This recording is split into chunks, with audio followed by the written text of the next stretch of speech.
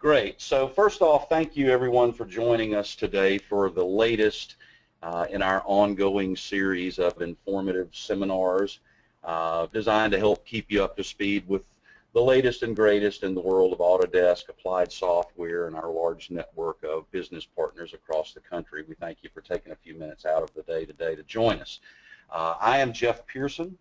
I am an account advisor with the Manufacturing Technology Group here at Applied Software, and I'm joined by my esteemed colleague Nick Narzinski from D3, who will be doing today's presentation. A couple of housekeeping things before we get going. As noted, we have all attendees in listen-only mode.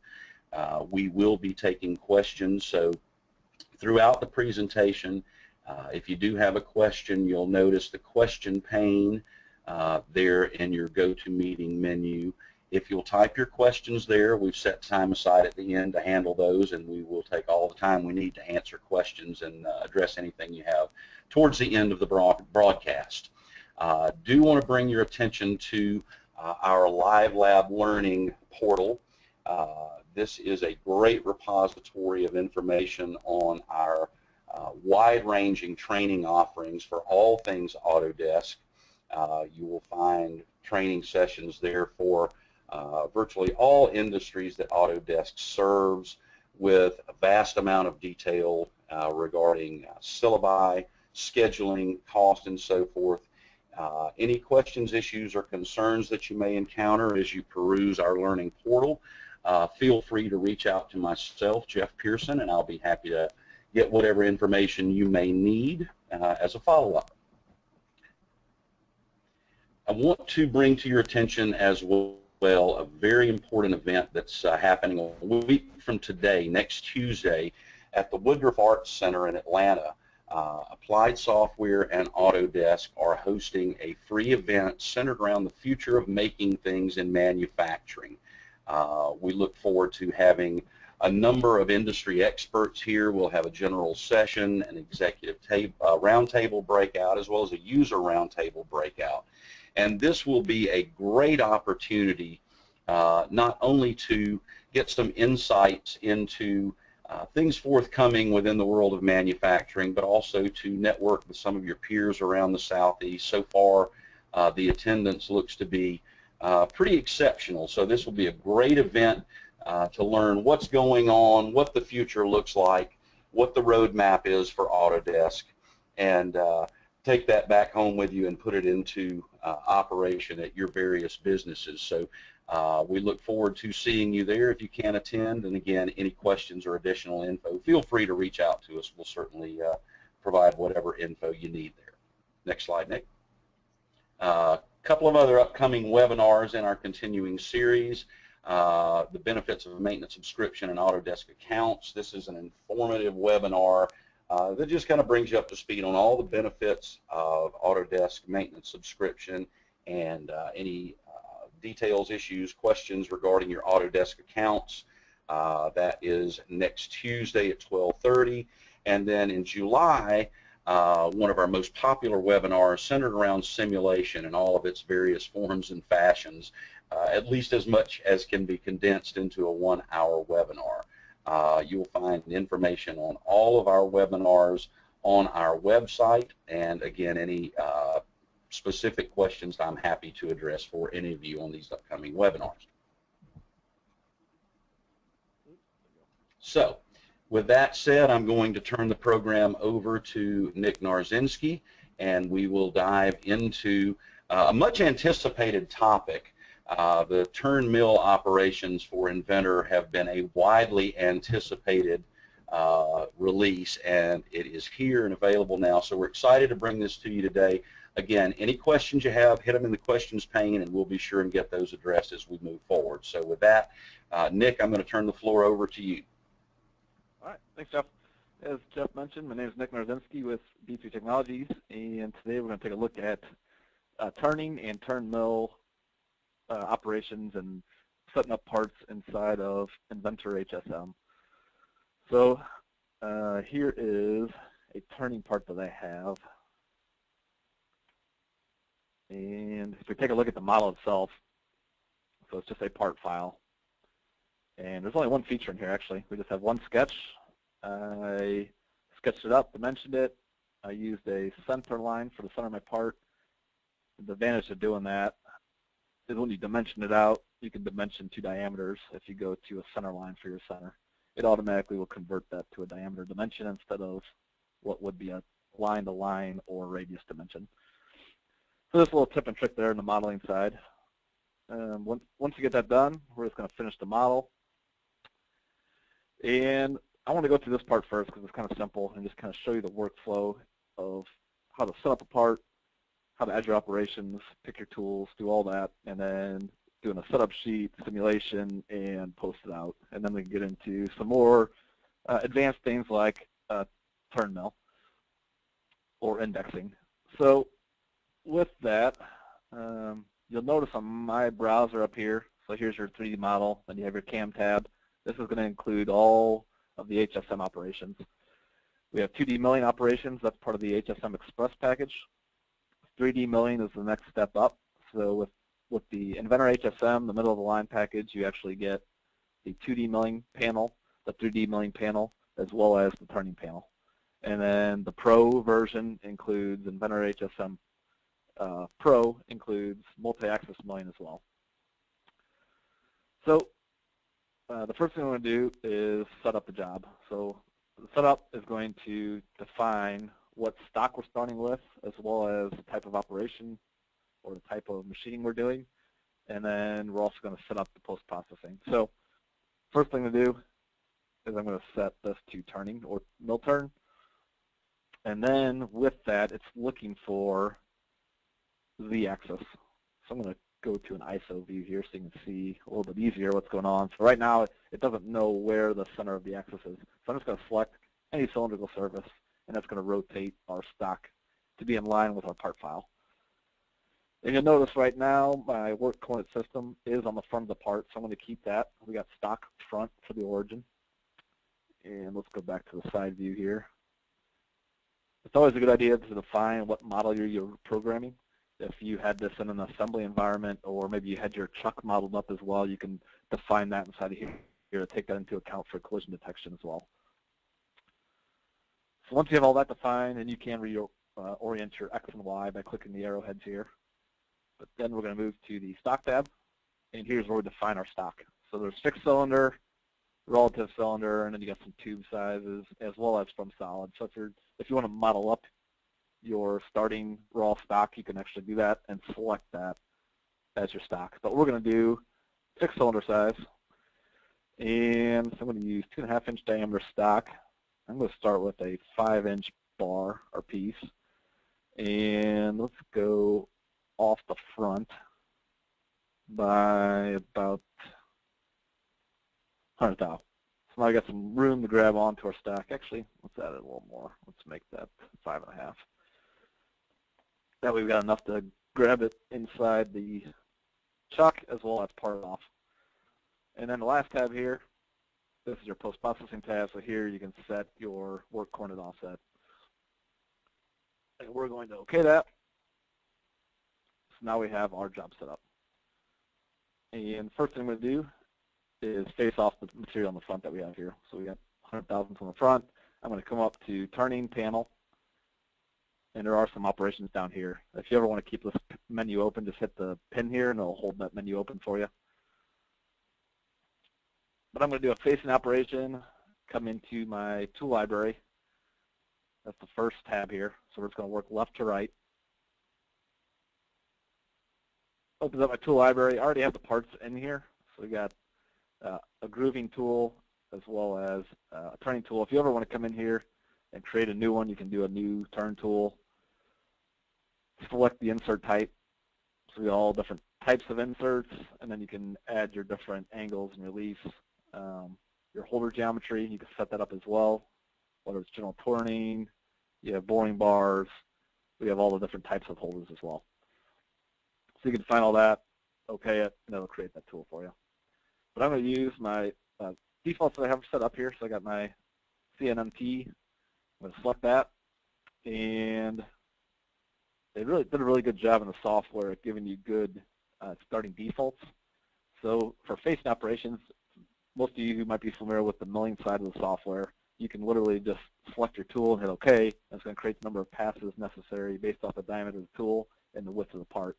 Well, in this case, the geometry tab is just looking at the front of the stock up to the front of the part, which was defined in our stock setup, or in our setup position up here. So with that, we really don't need to change anything. You can see the planes here. You can drag around if you want to change your clearance heights and all that. But we're just going to OK it with the defaults. And as I said, they did a pretty good job. So with facing operation, you got a tool. It's just going to come in and face off the material in front of the part. If you wanted to, you can add multiple step downs and add a finishing pass as well. So now I'm going to follow that up, use the same tool, and I want to just profile this part. So I'm going to go up here to Profile. I'm going to do an outside profile. We're doing the outside of the part. I'm going to uncheck Allow Grooving. Actually, let's leave Allow Grooving checked. And you see the angle of the tool. That tool is not going to be able to fit down in this geometry right here. So I'm going to leave that and go to my Geometry tab, turn on Confinement. This is where we can set what we're machining. I want to go a little bit past on the backside. Let's go 1/4 inch. Passes tab is where you define whether you have finishing passes, roughing passes. If you wanted to leave stock and come back through with a finishing tool, you can do that as well. Radii tab, this is where you set your heights again, and then linking tab is where you set how you lead in, lead out, and what your retract policy is. So if you want to retract all the way up, or just take the shortest path, you can define that right here. And you can see there's really good tooltips throughout all the software. So if you ever just need to kind of figure out what it's asking for or what your options are, just hover over the different options, and it gives you a good description of those. So we're going to OK that. And here you can see it automatically, based off of my holder geometry, created a tool path so that we aren't going to have any collisions. And we did start on the very front of the part. So let's go back in there. I'm going to change my confinement, and I'm just going to select the front of the part. That way we don't we already faced that material off. We don't want to go in there and do that again. So we just started the confinement to start on the front of the part and go a 1/4 inch past the back. And then I want to follow that up with a grooving operation to remove the material that's left in here. So I'm going to go up here to Groove. It automatically defined or selected my turning groove tool that was contained inside the part file. So I'm going to select that. We're doing outside grooving. Come to my Geometry tab. Here I'm going to do a confinement again. I want to confine that tool between these two geometry selections. So I'm just going to simply select those. You can also actually select faces if you want to go through and select each of those faces, but I find it easier, since there's so many of them, to just select 2 different profiles that will machine in between them. I also want to turn on rest machining, because there's already been some material removed in here, as you recall. So we're going to do rest machining. It's going to know what's been removed previously. It knows what tool we have now and what's left, and it's going to create a tool path to remove that material. So here on the Passes tab with the grooving operation, we have the same options for roughing passes. You can turn on cutter comp and finishing passes on or off. So with those defaults, I'm going to right-click and say OK. And here you can see it comes in and cleans up the rest of that material. So looking at this, we can simulate it at any time. So I'm just going to select my job setup and simulate. That will simulate all of the operations. If you just want to simulate one operation, just select that operation and simulate. But we're going to do all of them. So I'm going to select the setup, simulate. Here we have some different toolpath options. You can turn them all on. What I like to do is just see the tail. It's not as busy on the monitor that way. And then we have our standard stock mode, and I like to turn on show transparent. That way you can see the part and the stock as you're going through the simulation. So let's go ahead and play this. There's our facing operation. To go to the info tab, you can see the movements as it's going through this, as well as whether there was any collisions or not. It already went through a calculation. We have none there. But here you see the profile operation. Speed this up a little bit.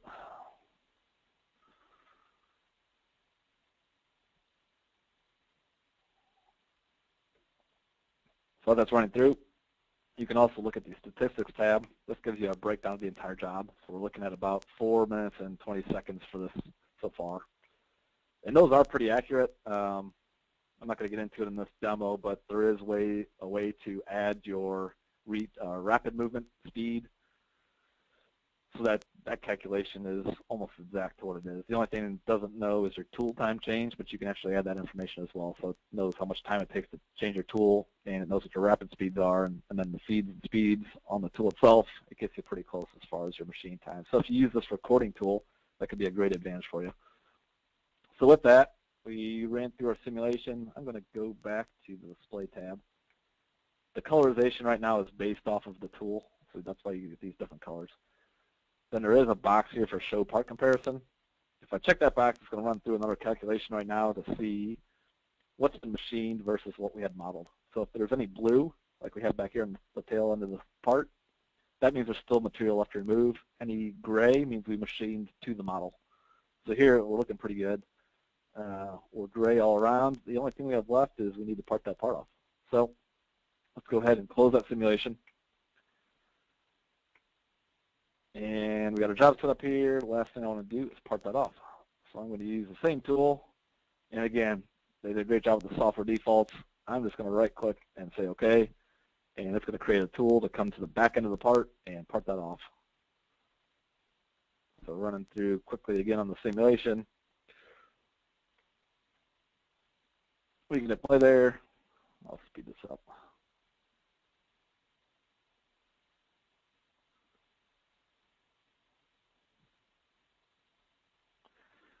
There's the profiling, then the grooving,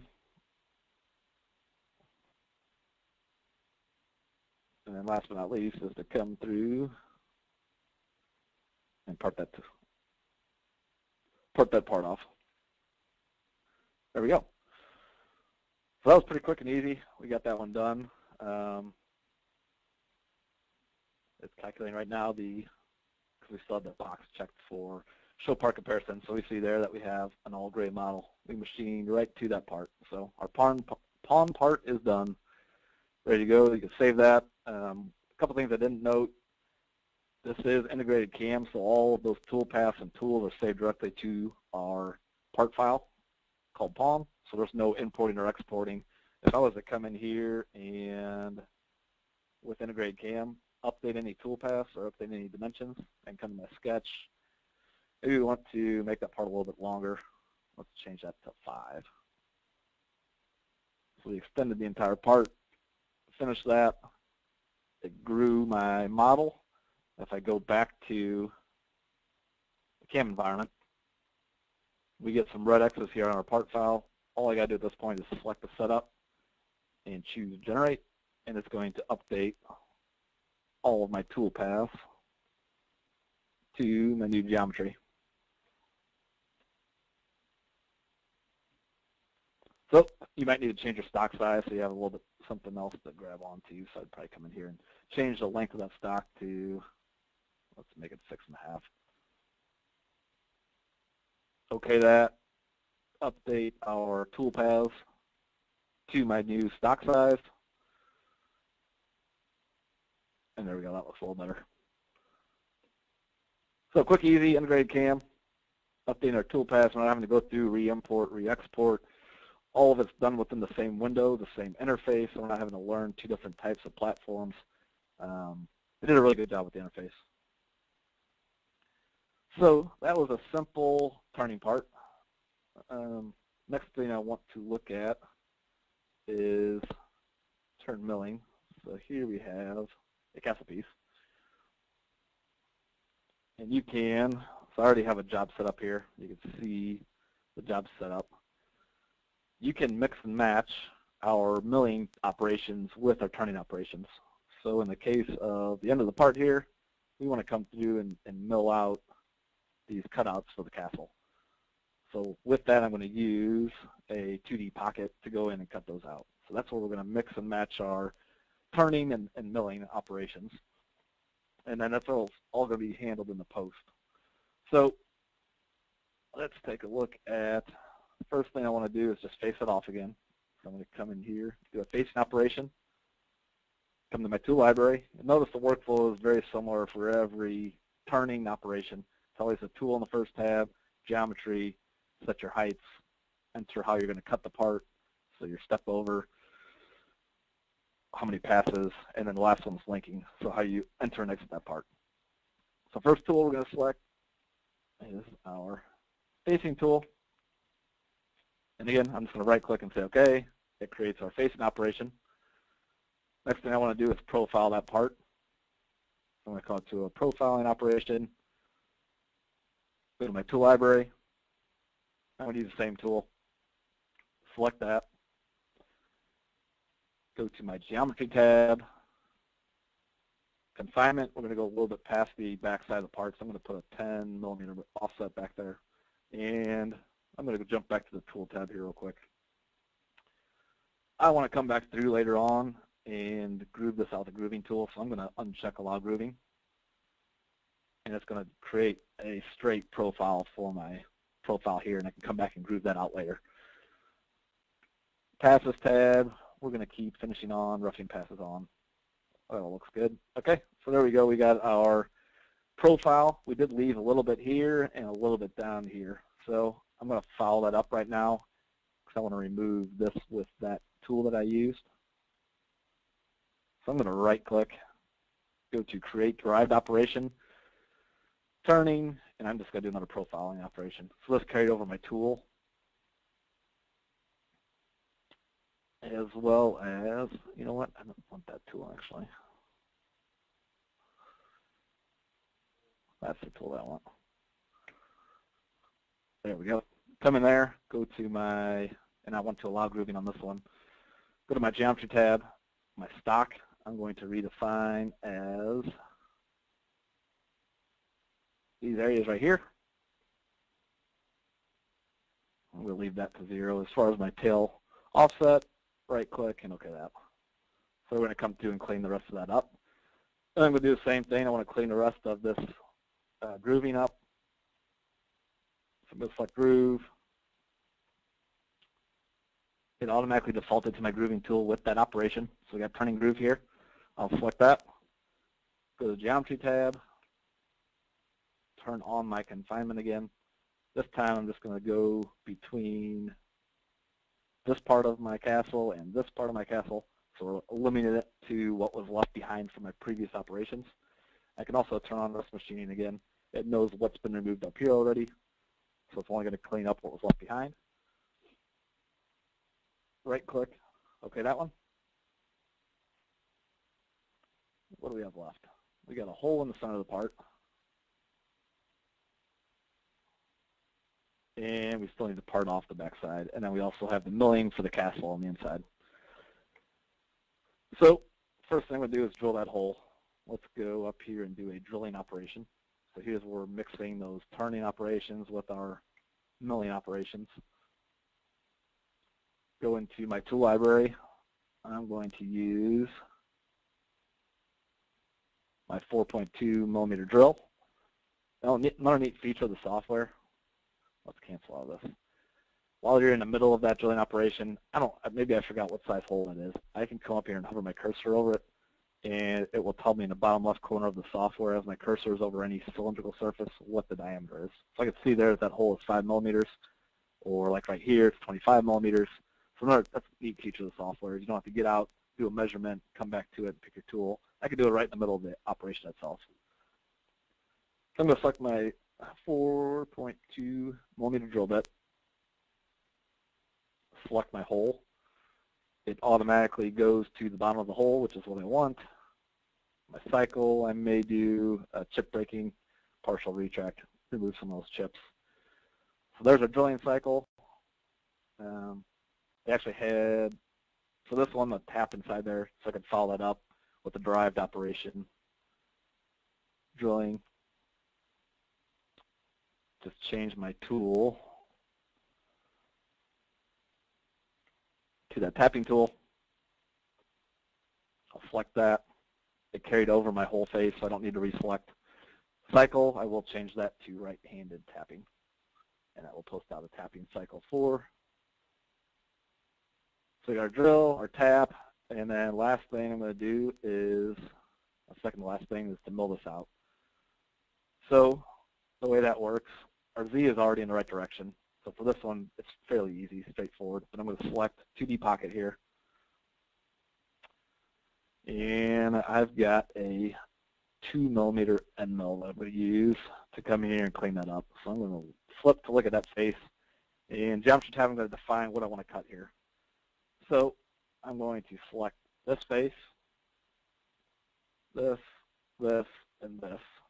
With that, I can turn on stock contours, and that will extend all my profiles out to the size of my stock, which it does show a square box there. Even though we have round stock, it's going to come out to what our stock contours are.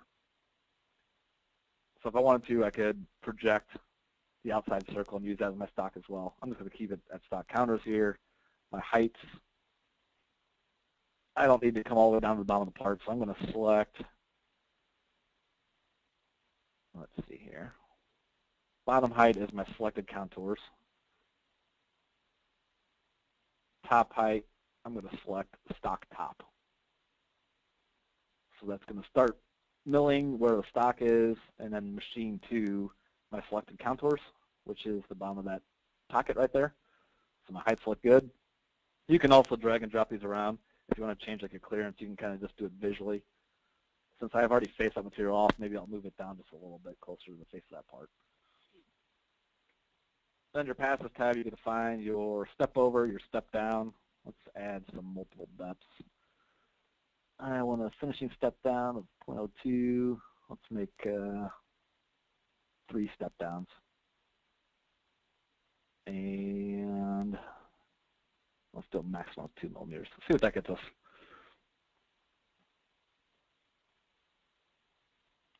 So here we're helixing down. Let's go back in there. I don't want to helix that. I want to just come in and plunge that into the stock with those shallow step downs. So there we got the inside spiraling out. What did I do wrong here? Got our pocket selections. What size tool? 2mm tool. Stock counters.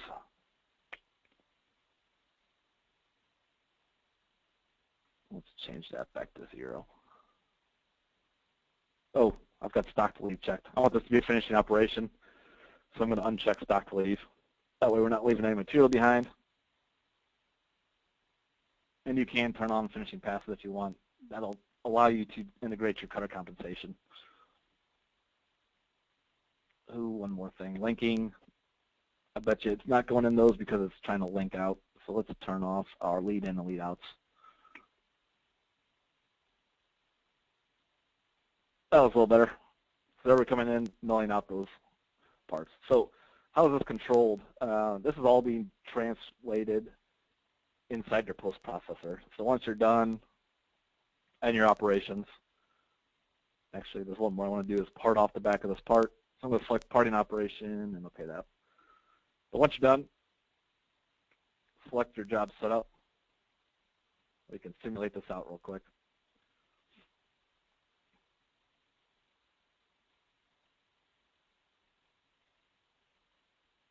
Slowing things down.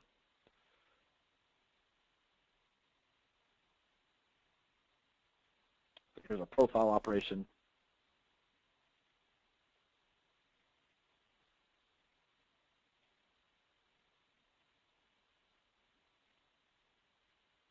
Oh, I probably should contain the front side, so we're not adding an extra step in there. We have a grooving operation. Our drill, our tap, and then the facing on the front side of the part.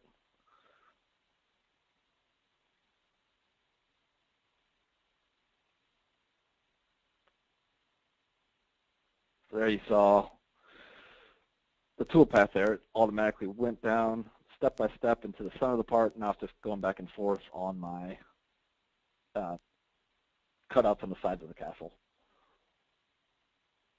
So again, really good job with the kernel that creates a tool path in the software. I think a lot of other packages that would have taken about 3 operations to do. This one we did it all within that one 2D operation. and then finally the parting off. So once you're done, close our simulation, select a setup. Now we can go and do a setup sheet. This is great for your operators. This opens up into your browser, web browser by default. You can also have this post out to Excel, but this gives you a breakdown of your stock size, where the file is located, which tool to load into which tool holder, and then a breakdown of all the heights and the speeds and feeds. So a real good tool for the operator. Hand this to him, he knows how to set up the machine. And then we're ready to post-process. So come up here to post-process. We have a option here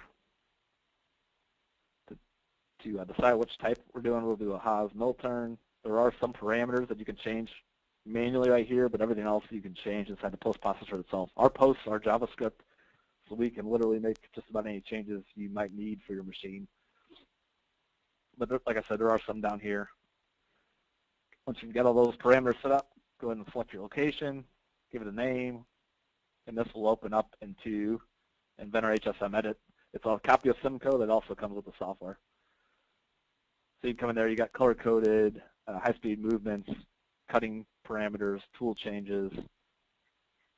You can jump around between tool changes. Good navigation tools. There's macros in here if you need to just add something.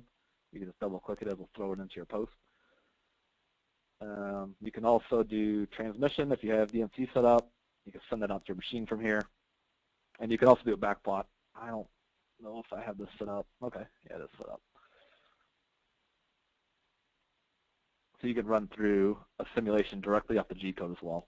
So you can see the tool running through each of those operations.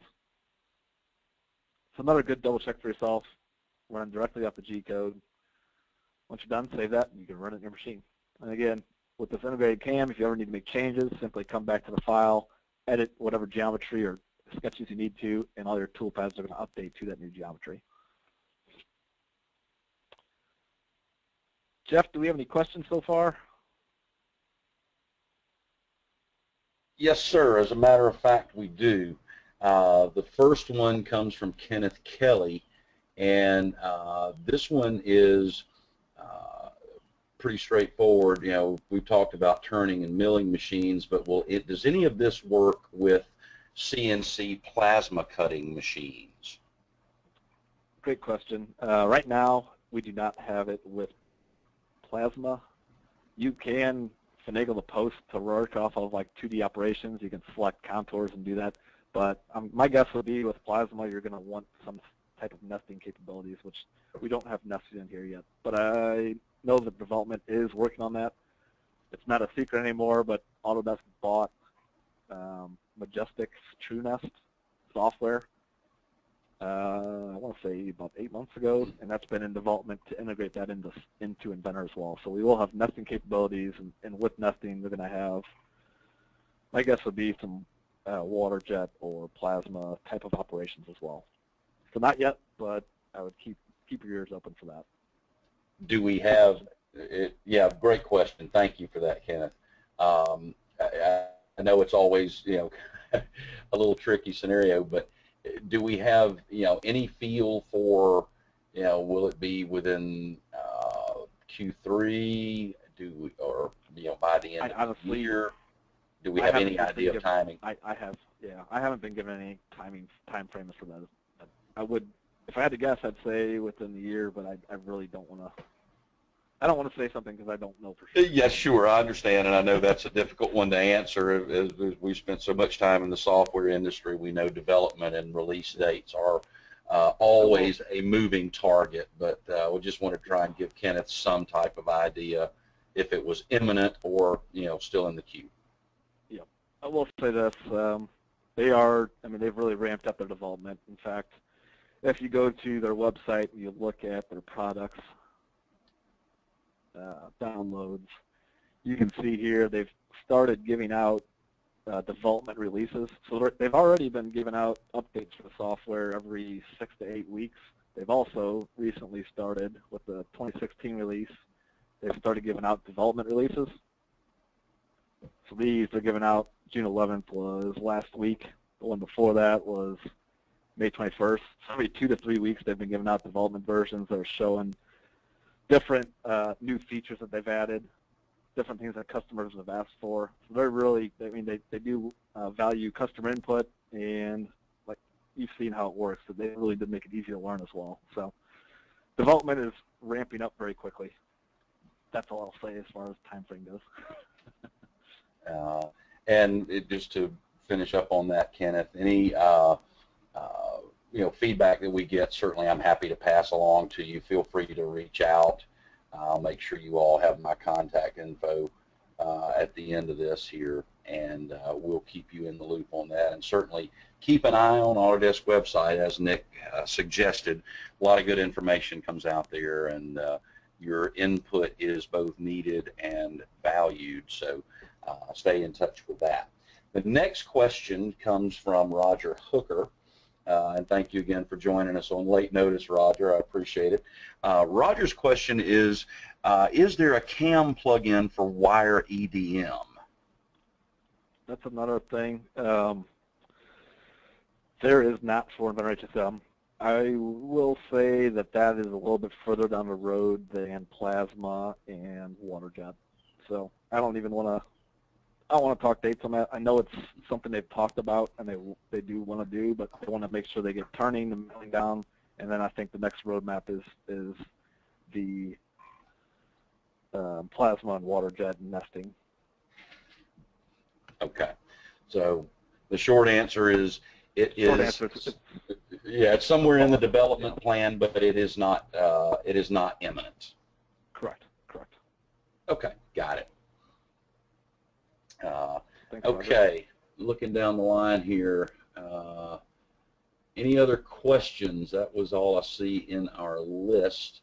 There was one more example I was going to go over, so I just wanted to kind of stop there and see if we had any questions thus far. There's not much left, but I wanted to show customers who might have some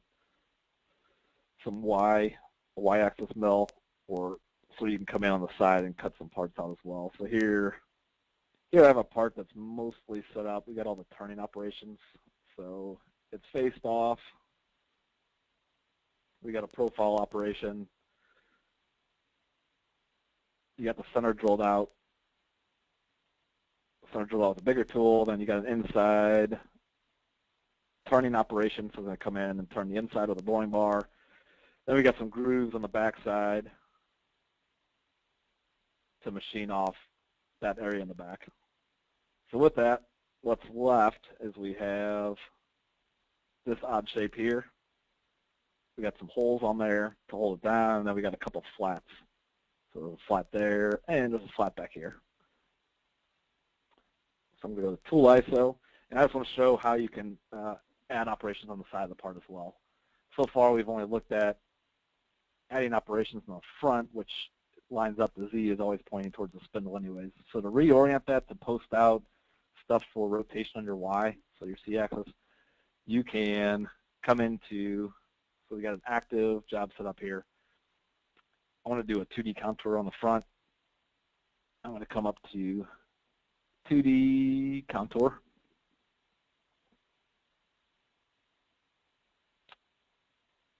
Select my 12mm flat, select that. I'm going to select the bottom of that profile, my heights tab. Those all look good. I do want to go a little bit past that on the bottom, so let's go 0.01.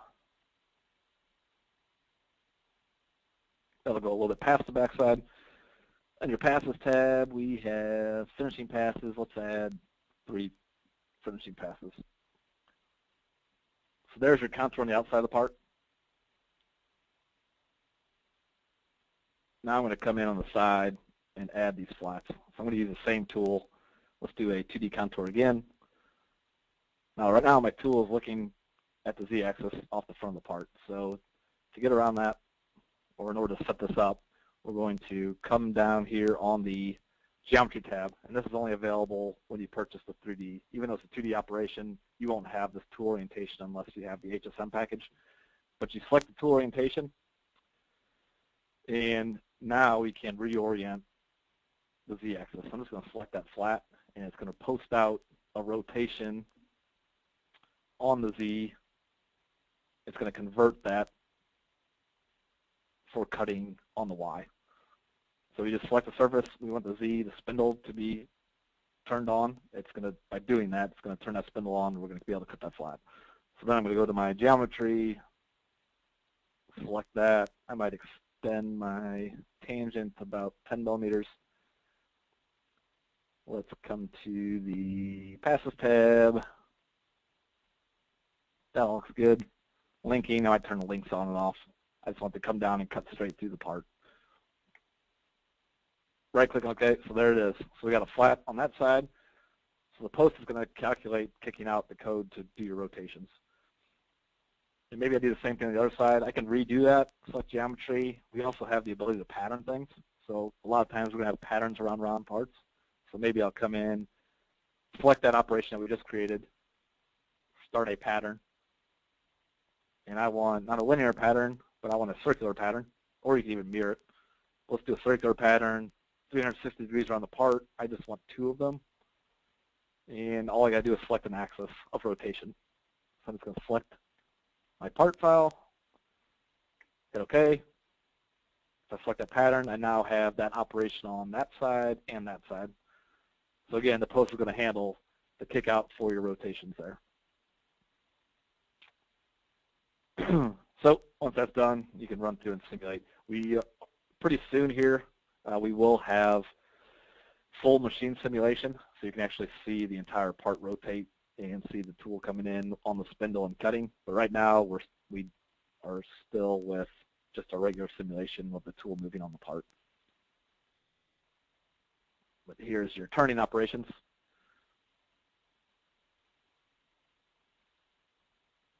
Your drilling. So that was the boring on the back side. So here's the one we just created, the contour.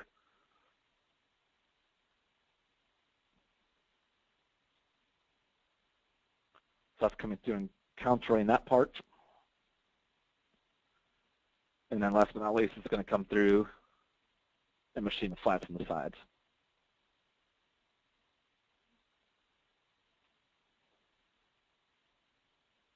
And after that, you might part it out. So that's how you can use milling, and you can do 3D milling operations. You can mix and match your turning, your milling operations for turn mill machines. So hopefully you guys picked up some of the capabilities of the software, some of the new stuff that we have to offer for you. Jeff, did anybody else ping in for any questions? Don't see any further questions as of right now. If anybody has any thoughts, ideas, questions, input, now would be the time to drop those in, and we'll certainly address them, but nothing else on the question slate at present. Okay.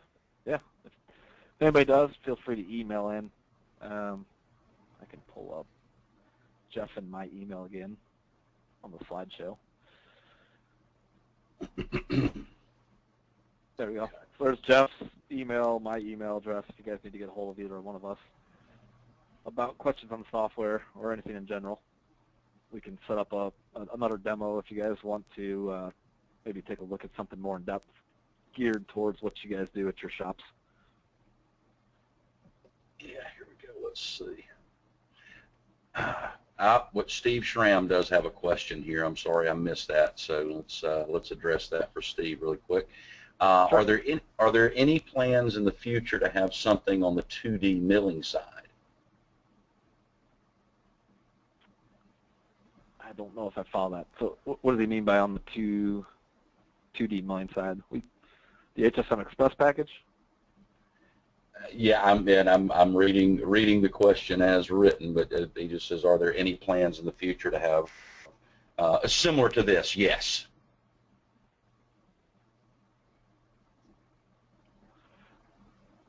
Plans to have, yeah, there's never going to be, I mean, 2D milling, HSM Express is free, so they're not going to introduce turning or turn milling into that. So. Oh, okay. I'm sorry. Is that what he's asking? He's asking about yeah, no worries, Steve. Thank you. He's asking about a webinar. Okay. You know, something similar to this. on the 2D milling side? I mean, most of my milling webinars that I do start out with a 2D part. So I don't know if you've had a chance to join that. Yeah, and I know Steve and I have talked here. Yeah, Steve and I have talked in the past. I know I've shown that one quite a bit. Yeah. So yeah, there's a lot of videos out there as well on or YouTube for Autodesk CAM. If you guys want to do some searching, there's a lot of development videos that they show some turning stuff, some milling stuff. They really do a good job at showing what's new with the software on there, and there's some good tutorials and stuff on there as well. So if you guys need a little more information, there's some good videos out there on their website. Yeah, and I will, we didn't have this as part of our slide deck, but I think it bears mentioning. Coming in July, we are hosting 2 CAM happy hours. Wednesday, July 15th, will be in Knoxville, Tennessee. Location and details forthcoming. Then on Thursday, the 16th of July, we'll be in Charlotte, North Carolina, and we'll actually be hosting this in the Legends Room at the NASCAR Hall of Fame in Charlotte, North Carolina. And this will be, as we said, a happy hour event where we will again be showing the latest, greatest in development with Inventor HSM, and invitations will be forthcoming, certainly to those of you who might be in the immediate metro areas of Knoxville or Charlotte, but I thought I would mention that. So any of you that might be interested, feel free to reach out. We'll make sure that you got the details and the invitations for those special CAM happy hours that are upcoming in July. So be on the lookout for those in the near future. Looking here, okay, Steve, then we will make sure. Steve just said that I was very interested in the Charlotte happy hour. We will be sure that you are on the invitation list for that and get you all the details as soon as they are formally published. We're still about a month out from that. So mark that date on your calendar, and I'll be sure you got all the info on it, Steve. Thanks so much. Okay. Any other questions or input from anyone that we could address at this time? We're coming up, we're about 10 minutes ahead of schedule here, so I don't see anything else popping up at this point. So we'll wrap up just a tad early, I suppose, and give you back 10 minutes of your day. But I do want to thank every one of you for joining us. Appreciate your input and your time. As Nick mentioned, be sure and check out our YouTube channel. There's another wealth of information out there. Don't forget to check Live Lab Learning for any training issues, questions, needs that you might have. And again, thank you all for attending. We appreciate it. Keep an eye out for our upcoming webinars. And as always, at any time I or any of my team here at Applied can be of service, you've got my contact info there on the screen. Do not hesitate to reach out. So with that, we'll wrap up. Nick, thank you very much. As always, appreciate it. And thanks for joining, folks. Have a great afternoon. Thanks, guys. Have a good one.